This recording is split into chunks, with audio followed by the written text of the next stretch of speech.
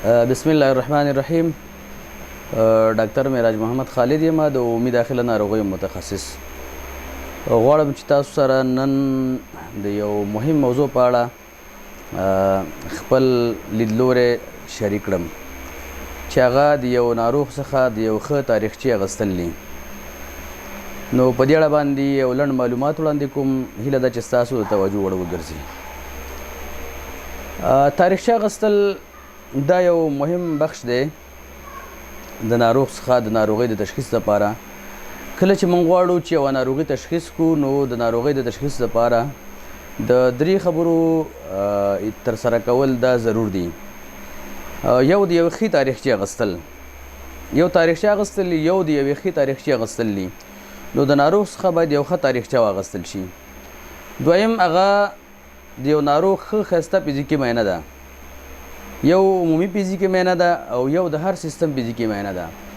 نو کله چې موږ غواړو د هر سیستم فزیکي معاینه اجرا کړو، لکه د قلبي سیستم یا د تنفسي سیستم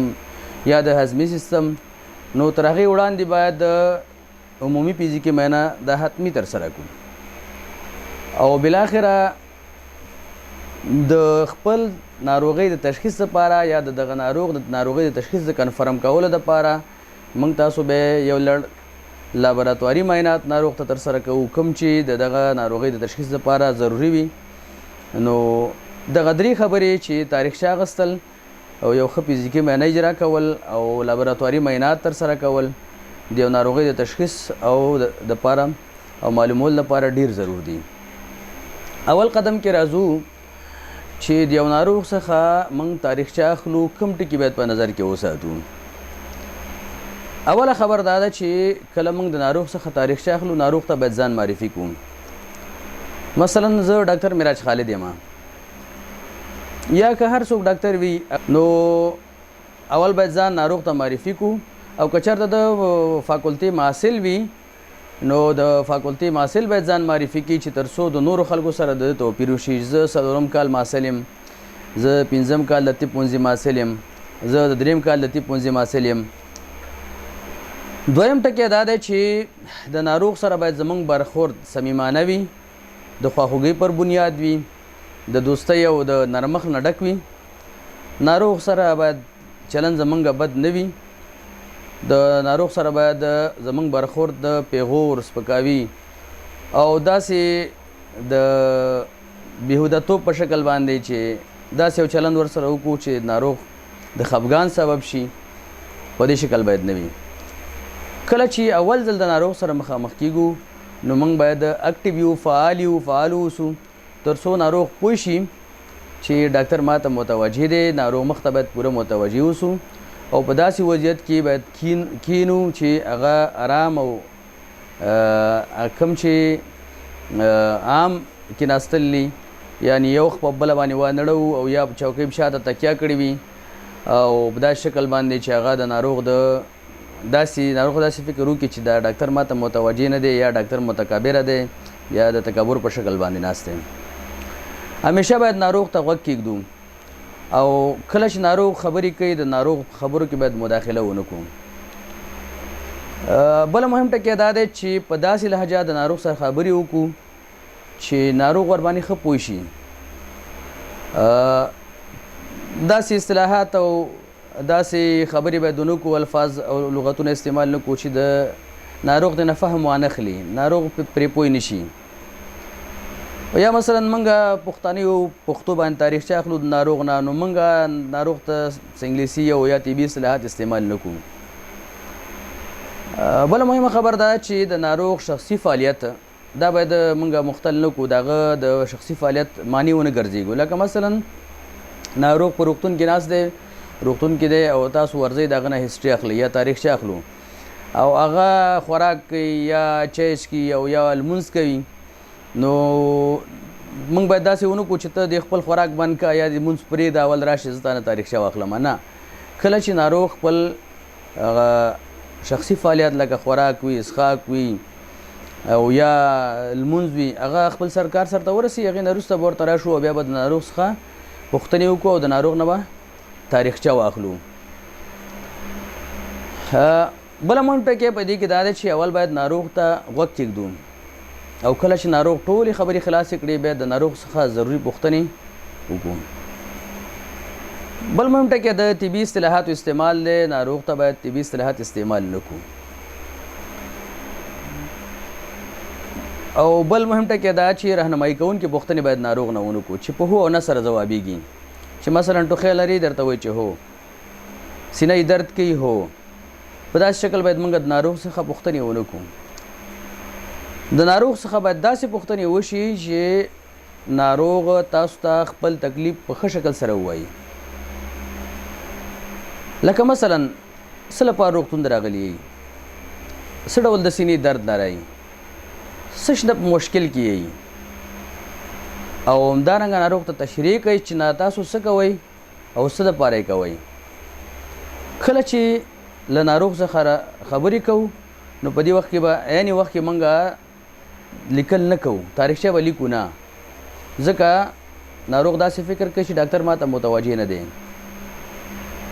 همدارنګه کله چې ناروغ موږ تاسو ته تاریخچه وایي، خپل تکلیف موږ تاسو ته وایي، نو په دې وخت کې باید د موبایل نه او د خپل کمپیوټر نه استفاده ونه کړو، ځکه که چېرته موږ تاسو په خپل موبایل کې مصروفه شو یا په کمپیوټر کې لیکنې کوو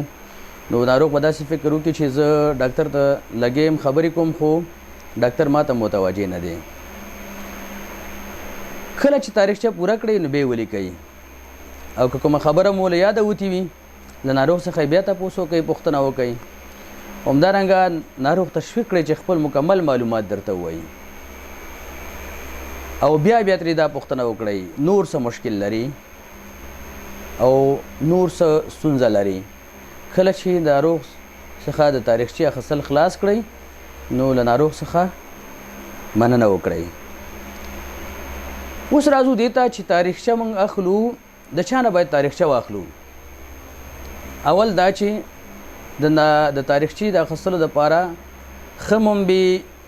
یا د تاریخچې د اخیستلو ښه دپاره ښه شخص چې دی خپله ناروغ دی، ځکه ناروغ چې دی هغه تکلیف چې وي په ناروغ باندې وي. نو ناروغ ښه پوهېږي چې زه څه مشکل لرم،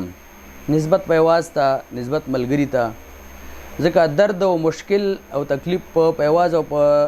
ملګري نه وي بلکې په خپله په ناروغ وي. خو احیانا ناروغ خبرې نشي کولی،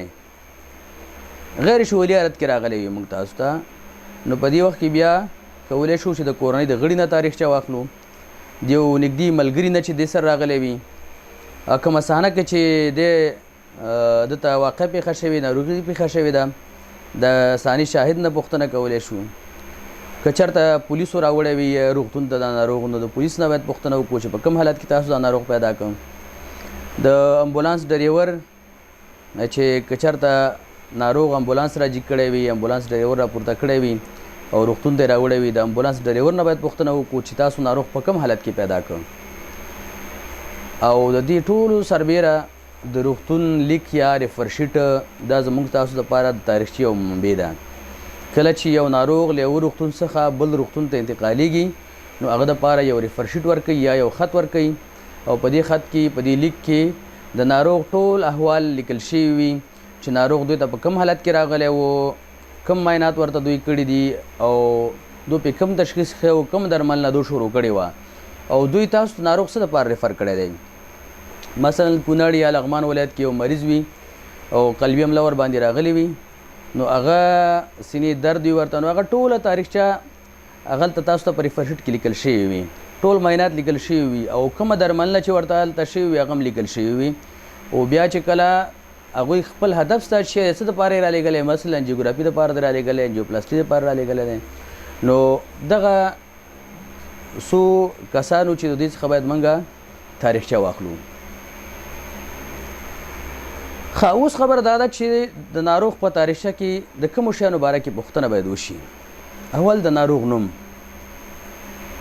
جنس، عمر، دنده چې څه کار کوي، مدني حالت چې واده یې کړی دی او که مجرد دی، او ادرس د کوم ځای دی، بل دې پسې چیف کمپلینټ یا عمده شکایت د ناروغ چې دا هر یو بیل بیل تشریح کېږي. وروسته د موجوده شکایتو تاریخچه، پخوانۍ تاریخچه د ناروغیو، د درملنې تاریخچه، کورنۍ تاریخچه او همدارنګه شخصي او ټولنیزه تاریخچه یا پرسنل سوشل هسټري د ودن د تاریخچه د په زنانو کې د میاشتیني عادت تاریخچه او ریویو اف سیستم یا سیستمیک انکوایري چې په دې باندې موږ وروسته په مفصل ډول باندې بحث لرو. اول د ناروغ نوم موږ څه دپاره پوښتنه کوو د پیژندنې دپاره چې دا ناروغ څه نومیږي، احمد نومیږي، محمود نومیږي. اول خو د پیژندنې په خاطر باندې. دویمه خبر دا مهمه ده چې موږ د ناروغ د نوم پوښتنه کوو، د هغې یو هدف دا دی چې که آینده کې دا ناروغ موږ ته راځي او دی وپېژنو، ده ته په خپل نوم باندې غږ وکړو او په خپل نوم باندې غږ کول د ناروغ اعتماد په ډاکټر باندې زیاتوي او ناروغ داسې فکر کوي چې ما ته یې په نوم باندې ډاکټر غږ وکړ، زه یې وپېژندلم، ما سره همدردي لري. د دې ترڅنګ باید ناروغ سره د پلار نوم دا هم د ناروغ د نوم سره د پلار نوم هم ولیکل شي. د ناروغ د نوم سره د پلار نوم، ځکه کیدای شي په یو وارډ کې په عین نوم باندې 2-3 ناروغان وي. نو د توپیر دپاره چې دا اوس مثلا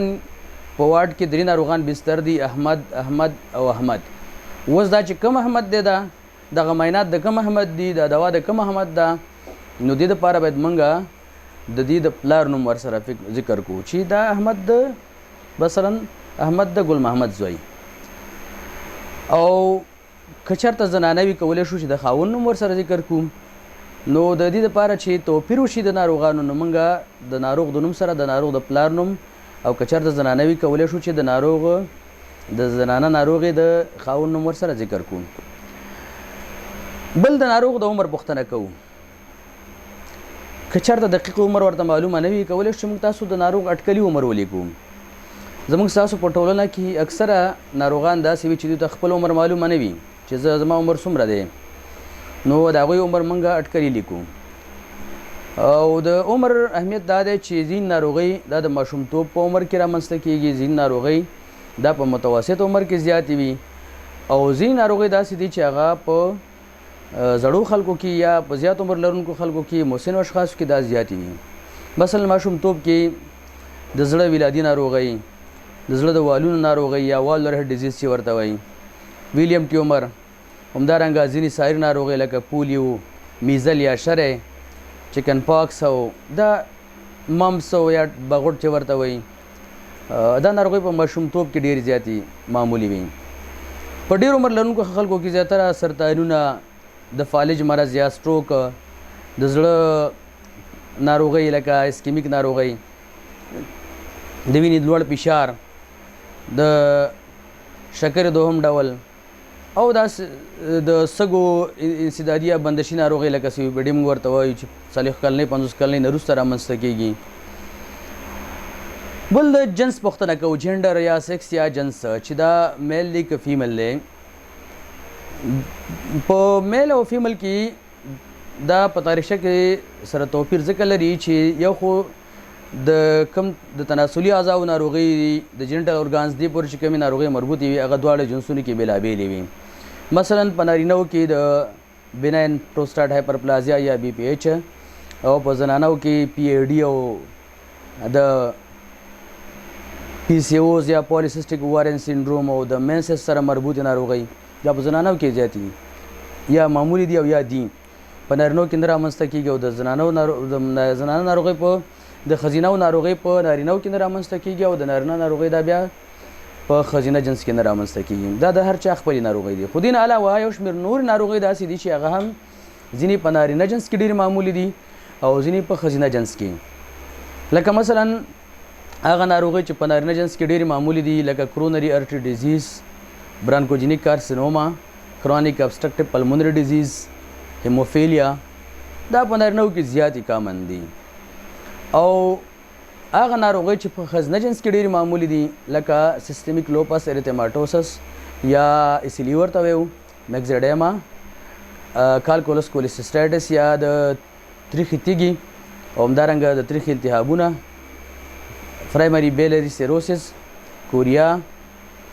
روماټاید ارترایټس، تایروټاکسیکوسس، دا په زنانو کې ډېرې معمولي دي.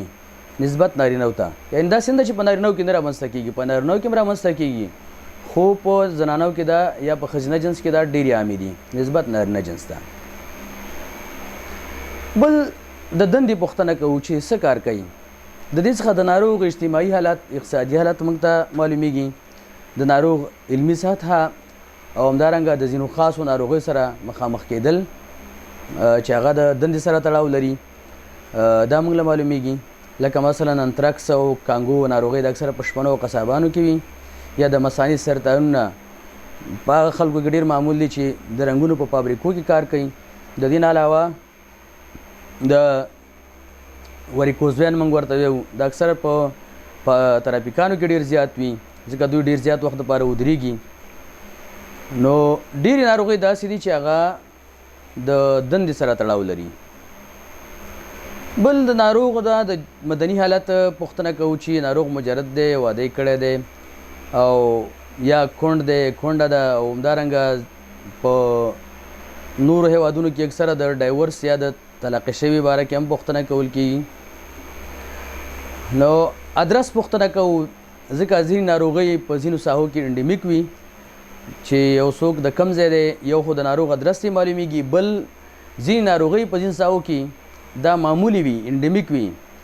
او بیا خصوصا په ځینو خاصو موسمونو کې لکه ملاریا اوس په مشرقي ولایتونو کې خصوصا په ننګرهار کې دا انډیمیک ده، مرکزي ولایتونو کې لشمانیا او همدارنګه په شمالي ولایتونو کې د هیډیټک سیسټ د دې هیډیټک سیسټ واقعات چې دا زیات دي. راځو عمده شکایت ته. عمده شکایت څه شي ته وایي؟ د ناروغ چیپ کمپلینټ یا عمده شکایت دا هغه شکایت دی چې ناروغ مجبوروي چې روغتون ته یا ډاکټر ته مراجعه وکړي. ښه، اوس به دا شکایت موږ او تاسو په دوسیه کې څنګه لیکو؟ دا شکایت اول دا چې د ناروغ په ژبه ولیکل شي او طبي اصطلاحات پکې ونه کارول شي. مثلا یو ناروغ وایي زه په بلغمو کې وینه لرم، نو دې ته باید هیموپټسیس ونه لیکل شي، دې ته باید کپ اف بلډ ولیکل شي، یا په بلغمو کې وینه لري. یا ناروغ دی چې ساه مې تنګېږي، سلنډي لرم، ساه مې تنګېږي، په مشکله باندې ساه اخلم، نو دې ته باید موږ ډسنیا استعمال نه کړو چې دا ډسنیا لري، بلکې دې ته موږ شارټنس اف بریث لیکو. د ناروغ په ژبه دلته کله کله یو مس انډرسټانډینګ کېږي یا غلط تعبیر د دې څخه اخیستل کېږي. هغه دا چې که څوک په پښتو خبرې کوي باید په پښتو باندې د تاریخچه ولیکل شي، او که څوک په انګلیسي خبرې کوي د هغه تاریخچه باید په انګلیسي ولیکل شي، او یا که په عربي خبرې کوي په نه. هدف دلته دا دی چې د ناروغ الفاظ ولیکل شي. همدغه الفاظ که تی په انګلیسي لیکي باید د الفاظ ولیکي، او که په بله ژبه باندې خبرې کوي نو تاسې باید د هغه الفاظ ولیکئ. بل دا شکایت باید په کرونولوژیکل ارډر باندې ولیکل شي. کرونولوژیکل ارډر دا معنا چې هغه شکایت وارث چې اول پیدا شوی دی باید اول ولیکل شي، او هغه شکایت چې وروسته پیدا شوی دی هغه باید وروسته ولیکل شي. مثلا یو ناروغ ته د 5 ورځو راهیسې تبه پیدا شوې ده، د 2 ورځو راهیسې ورته ټوخی پیدا شوی دی، او د 1 ورځې راهیسې ورته سینې درد پیدا شوی، نو موږ به دا داسې لیکو چې فیور یا تبه فار 5 days 5 ورځو راهیسې تبه، کف فار 3 days ټوخی د 3 ورځو راهیسې، او چست پین فار 1 day د سینې درد د 1 ورځ لپاره. اوس کله کله داسې کېږي چې یو ناروغ ته یو مشکل بیا پیدا کېږي، منځ کې داسې وي چې دا ناروغ ښه کېږي. نو مثلا یو ناروغ دی ته د ګیډې درد پیدا شوی، یو میاشت کېږي د ګیډې درد ورته پیدا شوی، خو د منځ کې دا څو ځله ښه شوی او بیا دا تکلیف پیدا شوی. نو موږ به دا څنګه لیکو؟ دا به داسې لیکو چې ریکرنټ اټیک اف ابډومینل پین فار 1 month، د یو میاشت راهیسې د ګیډې درد لري او بیا تکراري اټیکونه ورباندې د ګیډې درد راځي. اوس که یو څوک دی هغه کوم شکایت نه لري، خو هغه ریګولر چیک اپ دپاره راځي، خصوصا په خارجي هیوادونو کې، نو هلته خلک خپل سکرینینګ کوي، نو هغه به ولیکي چې آی کیم فار مای ریګولر چیک اپ،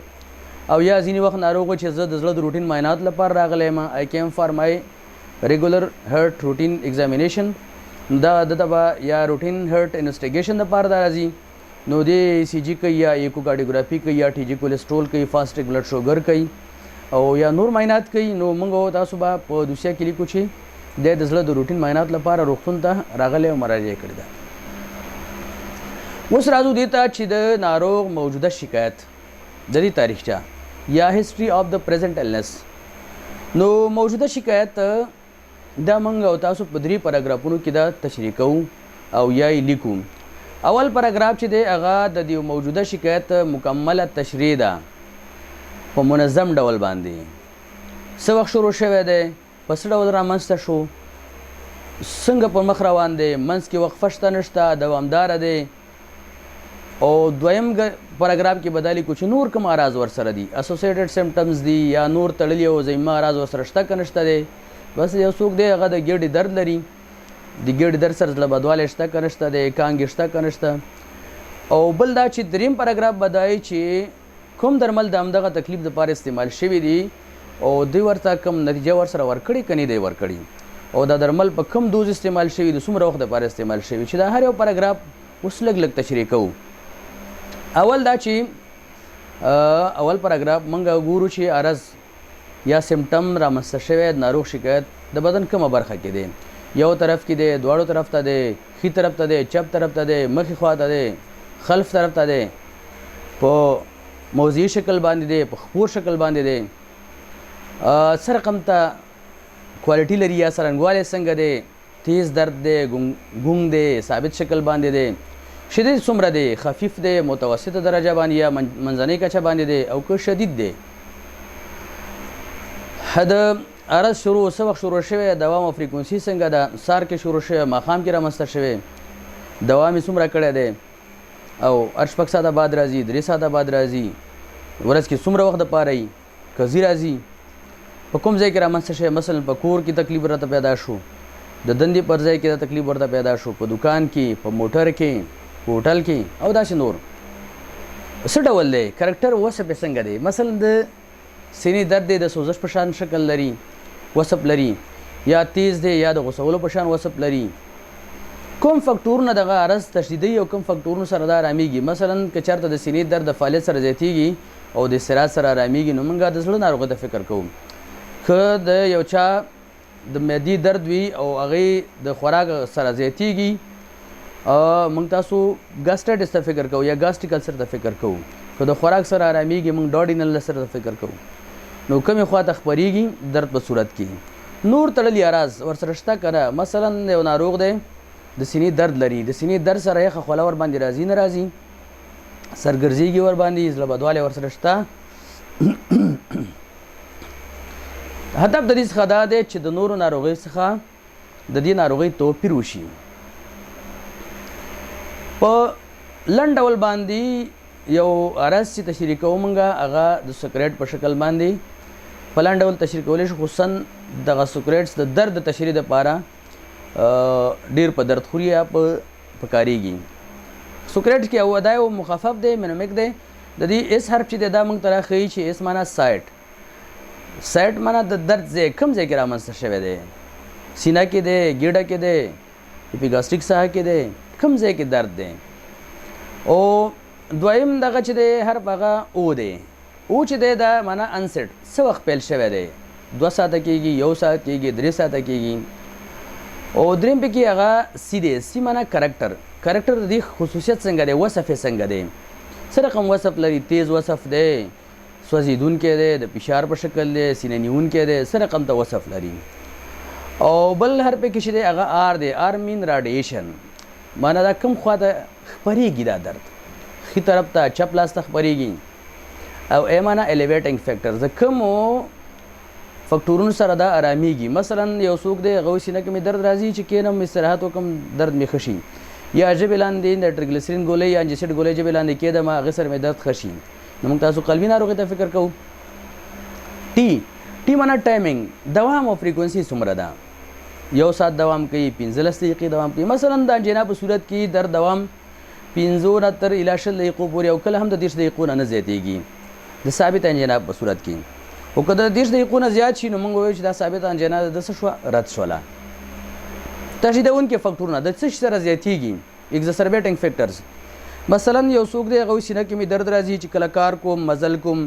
سینې درد مې زیاتېږي،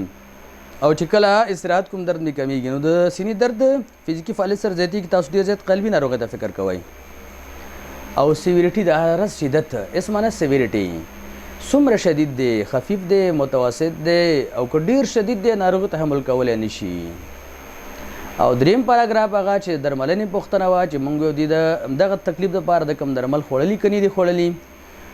کم درمل یې خوړلي په کم دوز یې خوړلي تطبیق لاره آی وي اخیستې دي د زرق د لارې د خولې د لارې خوړلي د استعمال فریکونسي هر 2 ساعته بعد 3 ساعته بعد 6 ساعته بعد 8 ساعته بعد څومره استعمال کړي او څومره ورځ څو وخت استعمال کړي مثلا کله کله موږ له ناروغان راځي یو ورځ دوايي استعمال کړي وایي زه ښه نه شوم نو هغه خو خپل وخت لري حداقل ناروغ باید 3 ورځې دوايي استعمال کړي نو هغې نه وروسته بیا نو موږ پوښتنه کوو چې اوس څومره وخت استعمال کړي که چېرته ناروغ 3 ورځې 5 ورځې یا هفته درمل استعمال کړي البته دی کې ناروغۍ فرق کوي او ناروغ ښه شوی نه وي نو موږ شاید فکر وکړو مختلف فکټورونو ته چې یا به دوا کیفیت خرابي یا به ناروغ درمل نه خوړلي یا به زموږ تشخیص غلط وي کیدای شي بل تشخیص وي نو د دې باره کې پوښتنه کول ضرور دي بل راځو په تاریخچه کې تاریخچه اخیستل کې باید پخوانۍ تاریخچه د پخوانۍ ناروغۍ باره کې تاریخچه د دې پوښتنه باید وکړو چې په دې کې د ماشومتوب د وخت د ناروغیو تاریخچه ده یا چایلډ هوډ ایلنسز دي لکه د ماشوم شری تیر کړی دی روبیلا تیره کړې ده بغوټ ممس تیره کړې تور ټوخله یا هوپینګ کپ تیر کړی چکن پاکس ریوماټیک فیور سکارلیټ فیور او پولیو باره کې همدارنګه د ایمیونایزیشن تاریخچه واکسین یې کړي دي که نه دي کړي د ټولو ضروري واکسینونو د کولو باره کې باید د ناروغ نه یا د ماشوم د مور نه پوښتنه وشي چې کوم واکسینونه دي د شوي او کوم نه دي شوي بل د کهولت د وخت پخوانۍ تاریخچه ده د کهولت د وخت د ناروغیو پخوانۍ تاریخچه دا بیا په 4 برخو باندې ویشل کېږي اول داخله ناروغیو پوښتنه کوو لکه مثلا هیپاټایټس ایچ آی وي اسما هایپرټینشن د شکر ناروغي یا ډایبیټیز سی او پی ډي یا د سږو استعدادي ناروغۍ همدارنګه توبرکلوس او کرونري ارټري ډیزیز په روغتون کې بستر کېدل پخوا یې کمې ناروغۍ لرلې پخوا خو د قلبي حمله نه وه تېره کړې یا پخوا خو د فشار نه جګېده شکر تکلیف خو دې نه لرو د ساتنګي خو درته پخوا نه وه نو د دې باره کې تپوس کول ضرور دي چرایي ناروغیو باره کې پوښتنه کوو پخوا دې کوم عملیات کړی دی د عملیات نیټه څه وخت دې کړی عملیات څه ډول عملیات دې کړی اوپن سرجري دې کړې ده لپروسکوپیک سرجري دې کړې ده کوم ټراما دې لیدلې ده که نه اکسیډنټ دې کله کړی که نه او په روغتون کې بستر شوی که نه یې بستر شوی د ولادي نسایي ناروغیو باره کې باید ناروغ نه موږ پوښتنه وکړو البته زنانو باره کې د ښځینه ناروغانو نه دې پوښتنه کېږي چې ولادت تاریخچه میاشتیني عادت تاریخچه او دا چې دغه ماشوم چې کوم دی اول ماشوم دی او که نه مخکې څو ماشومان زیږولي دي همدارنګه کوم فټل لاس تاریخچه لري که نه کوم ماشومان یې ضایع کړي که نه یې ضایع کړي د دې پوښتنه پکار ده بل په روغتون کې بستر شوی که نه ده شوی سیزارین ورته کله شوی که نه ده شوی او د ځینې زنانو نه د حمل بندولو د طریقې باره کې پوښتنه کوو چې کنټراسپشن یې کړی که نه دی کړی او که کړی دی څه وخت یې کړی دی څلورمه برخه د ناروغیو د پخوانۍ تاریخچې باره کې هغه د رواني ناروغیو پخوانۍ تاریخچه چې څه وخت ورته د تکلیف پیدا شوی په کوم شکل دی تشخیص یې څه شی و په روغتون کې بستر شوی که نه او کوم درمل استعمالوي مثلا ډېری ناروغان چې موږ ته راځي هغوی انټي سایکوټیک دواګانې استعمالوي یا انټي ډپریسانټ استعمالوي یا انټي کنولزانټ استعمالوي د هغې باره کې پوښتنه کول او د هغې د دوام باره کې باید د ناروغ نه پوښتنه وشي ډرګ هسټري یا د درملو تاریخچه ناروغ څخه باید درملو د نوم د درملنې د مودې او همدارنګه کیدای شي که ناروغ ته د درمل نوم یاد نه وي د درملو رنګ او د درملو جوړښت پوښتنې ترې وشي مثلا ځینې ناروغان د فشار له کبله ډاکټر ته مراجعه کوي موږ ته پوښتنه کوو چې تاسو کوم درمل استعمالوئ نو نوم خو حتمي خبره ده چې نه ورځي ورله نو زیاتره وخت وي چې موږ 4 ګولۍ دي 4 خطا دا استعمالوو نو موږ زیات کیپټوپریل ته فکر کوو چې شاید کیپروټین استعمالوي همدارنګه ځینې خلک کورني درمل استعمالوي دا زموږ ستاسو په ټولنه کې اوس عامه ده چې د شکر دپاره زه څه کورني درمل استعمالوم څه پاڼې هغه جوشوم او اوبه څښم یا څه کاپه استعمالوم یا یوناني درمل استعمالوي یا په خپل سره ځینې خلک وایټامینز او منرالونه او یوناني درمل استعمالوي ځینې ښځینه چې دی هغه کنټراسپټیو استعمالوي د هغې پوښتنه چې کنټراسپټیو خو استعمال کړي که نه هایپرټینشن ناروغان ډپریشن ناروغان همدارنګه یو شمېر درمل چې هغه ناروغ که پخوا استعمال کړي د هغې پوښتنه وکړو لکه مثلا کورټیکوسټیراید ځینې ناروغان موږ ته راځي هغوی د کاشینګ سینډروم یې ورکړی وي نو موږ باید د کورټیکوسټیراید باره کې پوښتنه ترېنه وکړو بل ځینې ناروغان چې هغه موږ تاسو سرطاني ناروغۍ ته شکمن کیږو کوم کیموتراپیوتیک ایجنټ اخلي که نه اخلي راډیوتراپي ورته کیږي که نه ډېری وخت موږ تاسو ته ځینې ناروغان راځي د پرسسټنټ اومیټنګ لري او د هغې د وجې موږ چې کله پوښتنه وکړو کوم درمل استعمالوي که نه نو هغه ځای چې ګورو نو یا یې کیموګانې اخیستې وي او یا یې راډیوتراپي ورته وي د هغې د وجې ناروغ ته کانګې پیدا کېږي ځینې درملو سره د الرجي پوښتنه کول مثلا پنسلین سره سپټراکزون سره سپروفلوکساسین سره کوټریموکسازول سره مختلفو درملو سره ځینې ناروغان حساسیت لري الرجي لري نو د ناروغ نه باید پوښتنه وشي ځکه کله کله ناروغان خپله وایي چې ډاکټر صاحب ما ته دغه درمل مه راکوه دې سره زه حساسیت لرم او که د ناروغ د یاده وتلي وي موږ باید ترېنه تپوس وکړو چې د کوم درمل سره دی څه لري هغه حساسیت لري هغه باید په ګوته شي همدارنګه هغه ناروغان چې G6PD ډیفیشنسي لري هغوی سره خپله یو لیست وي چې دغه درمل ما دپاره دا ما باندې بند دي زه G6PD ډیفیشنسي لرم نو دا درمل ما ته مه توصیه کوه د دې ترڅنګ د چاپیریالي عواملو سره او ځینې موادو سره ناروغ الرجي لري مثلا ځینې خلک وایي زه د رنګ سره د عطرو سره زه حساسیت لرم د ګرد سره دوړي سره نو د دې ټولو ځینې خلک د غذایي موادو سره حساسیت لري لکه شیدو سره مستو سره د پنیر سره د ماهي سره او همدارنګه د لوبیا سره نو ځینې خلک حساسیتونه لري نو د هغې پوښتنه باید د ناروغ څخه وشي فیملی هسټري یا د ناروغ کورنۍ تاریخچې پوښتنه باید وشي کورنۍ تاریخچه کې د ناروغ د نږدې خپلوانو لکه مور پلار نی نیکه ورور خور لور زوی او همدارنګه د لمسیانو د روغتیا په اړه پوښتنه کول چې عین ناروغي په هغوی کې شته که نشته دی یا ستاسو په فامیل کې دغه ناروغي شته تی لري دا شته که نه او یا ځینې نورې ناروغۍ چې هغه د کورنۍ انتقال په شکل باندې یا د ارثي انتقال په شکل باندې انتقالیږي لکه مثلا کرونری هارت ډیزیز یا ډایبیټیز شکر ناروغي یا برانکیل اسما هایپرټنشن سټروک سردرد ځینې خلکو کې همدارنګه د ځینو سرطاني ناروغیو کورنۍ تاریخچه باید واخیستل شي لکه مثلا د پروسټیټ کولون اوارین کینسر او بریسټ د دې د سرطانونو باره کې د فامیلي تاریخچه چې په فامیل کې خو ستاسو چا دا تکلیف لرو که نه او بل دا چې په فامیلي تاریخچه کې باید د دې پوښتنه وشي چې تاسو فامیل کې څو نفر یې څو ژوندي دي څو مړه شوي دي د مرګ علت یې څه و او بل د هغه ناروغۍ پوښتنه چې د تماس له لارې انتقالېږي د هغې پوښتنه کول لکه توبرکلوسس میزل او ځینې ناروغۍ داسې وي چې هغه د اپیډیمي په شکل باندې راځي د ګاونډیتوب د ناروغۍ پوښتنه کول مثلا ویبري کولرا داسې ناروغي ده چې اکثرا په یو کور کې نه وي کله چې کولرا راشي نو کولرا هغه اکثرا ګاونډیتوب کې ټول اکثره د کلي خلک نیولې وي نو که چېرته داسې په قتلوي شکل باندې کیسونه راځي چې زیاتره وخت د بارانونو نه سیلاوونو نه وروسته دغه واقعیت رامنځته کېږي چې دغه ملوثې اوبو دې نه خلک استفاده وکړي نو هماغه څومره خلک چې دغه ملوثې یا منتنې منبع نه استفاده کړي ټولو خلکو کې اکثره دا کولرا ناروغي وي او یا له یو نه بل ته انتقال شوي وي د دې په اړه پوښتنه کول پرسنل او سوشل هسټري ټولنیز او شخصي تاریخچه د ناروغ د شخصیت باره کې د ذوق باره کې څه شي سره ذوق علاقه لري همدارنګه د ناروغ د قوت او مزاج او اندېښنو په اړه څه شي نه دوی اندېښنه لري څه ستونزه لري د دې ترڅنګ د ناروغ اړیکې د ملګرو سره دوستانو سره کورنۍ سره د دې باید پوښتنه وشي ځینې خلک یې ملګرو سره ښه اړیکه نه لري یا کورنۍ فامیل سره دوی اړیکې ښې نه وي علاوه په دې ناروغ د ورځنۍ تجربو پوځي خدمات دندې څرنګوالی فعالیتونو روحي ستونزو او کورني سپورټ مالی حالت تقاعد او همدارنګه د جنسي اړیکو په اړه د ناروغ نه پوښتنې کول دا ضرور دي د خوب ناروغ نه د خوب په اړه پوښتنه کول چې خوب یې ارامه دی نارامه دی خوب لري نه لري نن سبا ډېری خلک داسې وي چې هغه رواني ستونزې لري د خوب ستونزې هم ورسره لري د ناروغ د احتیاط په اړه باندې چې ناروغ څه شي باندې معتاد دی سیګرټس کوي الکول هیبورین نشهیي درمل استعمالوي د دې په اړه باید پوښتنه وشي همدارنګه د ناروغ د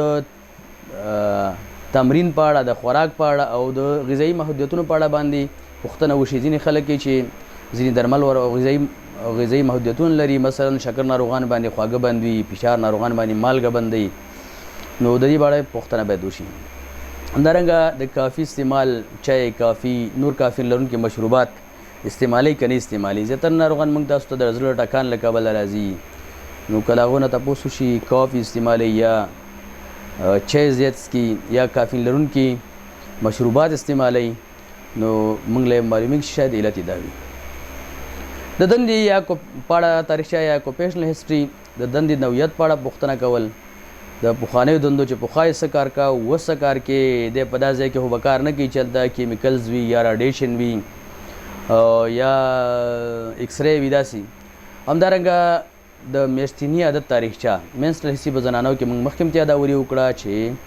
میاشتیني عادت عمر څه وخت دی، مینار څه شو، څو کلنۍ کې و او څومره وخت یې کېږي، هره میاشت کې عادت موده څومره ده، 23 ورځې ده، 26 ورځې ده، 13 ورځې ده، او د هر سایکل ترمنځ فاصله څومره وي، او د میاشتیني عادت سره درد وي که نه وي، درد ځای کم وي، ګیډه کې درد راځي، املا کې درد راځي، او همدارنګه وینه بهېدنه یا بلیډینګ زیات وي کم وي. د مینوپاز تاریخچه چې د مینوپاز عمر څومره یې، مینوپاز نه وروسته وینه بلیډینګ راځي که نه، واجنل بلیډینګ او ډسچارج شته دی او که نه شته دی. اوس موږ او تاسو د ناروغ نه د ټوله تاریخچه واخیستله، نو د دې تاریخچې نه وروسته یو مهمه برخه د تاریخچې هغه شروع کېږي چې هغه د سیستمونو تکرار دی یا ریویو اف سیستم ورته وایي یا سیستمیک انکوایریز ورته وایي. دلته ډیر ناروغان داسې وي چې ناروغ ته هغه اراز وایي، ډیر ناروغان داسې وي چې ډاکټر ته هغه اراز وایي چې دوی فکر کوي چې دا شاید ډیر ضرور وي، او یا د ډاکټر توجه د جلب سبب کېږي، او یا ځینې اراز داسې وي چې ناروغان یې پټوي، ډاکټر ته نه وایي. نو کیدای شي علت دا وي چې دوی ته ډېر مهم نه ښکارېږي، یا به ډېر شدید نه وي، یا به دوی ته ډېر په عذاب نه وي.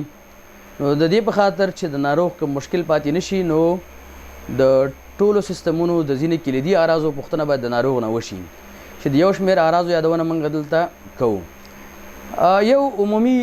اعراض دي، مثلا د ناروغ نه د هغې د اشتها پوښتنه کوئ، د وزن اخیستلو یا وزن بایللو، خوب او انرژۍ باره کې. بل هینټ دا هم یو مینومیک دی چې ایچ معنا هیډ، سردرد، د سر د ناروغۍ باره کې لکه سردرد، په سر باندې ضربه ګزار، ګنګسیت. د ای معنا یو آی د لیدلو ګډوډي، د سترګو درد، سوروالی، خارښ، یو ورته دوه ښکارېږي، سترګې جال کېږي. ایر د اورېدلو، مثلا د غوږونو باره کې پوښتنه کول چې د اورېدو مشکل لري که نه لري، غوږونو کې سنګاری شته که نه، سر ورباندې ګرځي که نه، د غوږ درد شته، د غوږ څخه ډسچارج راځي یا نه راځي. او ان معنا نوز او ساینس، د پوزې باره کې د ساینسونو درد، ډسچارج، د پوزې څخه وینه راتلل، د دې باره کې پوښتنه کوو. او ټي معنا تروت د ستوني درد، د اواز خپ کېدل او داسې نور باره کې باید د ناروغ نه پوښتنه وشي. په قلبي سیستم کې باید د ناروغ نه د سالنډۍ یا بریتلیسنس یا شارټنس اف بریت، د زړه ټکان یا پلپیټیشن، د سینې د درد، چسپین او د پښو د پړسوب یا فیټ ایډیما باره کې پوښتنه وشي چې سینه کې خو درد نه راځي، ساه خو نه تنګېږي، زړه خو ټکان نه کوي. تنفس سیستم باره کې د ناروغ نه پوښتنې، مثلا بلغمو کې خو وینه نه راځي، ټوخی شته که نه شته، بلغم شته که نه، ویزینګ شته یا د سینې سونګارې، د سینې درد شته، سالنډي ورسره شته دی او که نه شته دی. د هضمي سیستم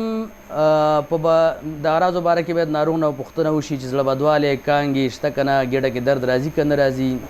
زړه سوځي که نه، یا زړه سوزش یا د معدې سوزش، هرټبرن، په کب تیرولو کې مشکل شته که نه، ډسفاجیا او یا قبضیت او اسهال، په کانګو کې وینه، په غایطه موادو کې وینه، زیړی، دا لري که نه لري. د بولي سیستم یا یورینري سیستم باره کې تش ادرار کې په تشو کې درد شته که نه، یا پلنګ پین لري که نه، د ادرار سوزش شته که نه، په ادرار کې وینه راځي نه راځي. د ادرار د فریکونسي باره کې پوښتنه کول چې څو ځله ادرار ته ځي، زر خو ادرار ته نه ځي، او یا د نارمل اندازې څخه زیات ادرار کوي، پالیوریا. مسکولوسکلیټل سیستم باره کې د ناروغ نه د بندونو د درد، د بندونو شخوالی، د بندونو سوروالی، پړسوب، حساسیت او د حرکت د اندازه، د دې باره کې پوښتنه وشي. انډوکراین سیستم باره کې د ناروغ نه مثلا د ګرمې یخې هوا نه تحمل کول، لکه هیټ انټولرانس ځینې ناروغان لري په تایروټاکسیکوسس کې. کولډ انټولرانس باره کې پوښتنه کول چې یخني خو دې نه کېږي ډېره زیاته، لکه هایپوتایرویزم کې په اوړي کې هم د دې ناروغانو یخني کېږي. زیات ادرار کول شکر ناروغانو کې زیات یو بس خل د وزن اخیستل او یا بایلل زیات خولې کېدل همدارنګه د اشتها زیاتوالی او کموالی د دې باره کې باید څه تپوسونه وشي. د عصبي اعراضو باره کې د ناروغ نه دا پوښتنه کول چې څه ستونزه ورته پیدا کیږي، په کوم ځای کې دا وخت شعوري حالت د ناروغ، شعور د لاسه ورکول، سینکوپ، خفګان، ویره احساسول، د لاسونو او پښو سوځېدل او پښو کې سوزش شته که نه او خپې چوخېږي که نه چوخېږي. نو د دې باره کې د ناروغ نه باید موږ تاسو پوښتنې وکړو. نو دغه وه د یو لنډه تاریخچه د ناروغ څخه تاریخچه چې موږ اخلو د تاریخچې په باره کې یو لنډ معلومات و. الله جلاله دې وکړي چې ستاسو د توجه او د خوښې وړ ګرځېدلې وي. تاسو ټول ته د روغتیا هیله کوم. مننه.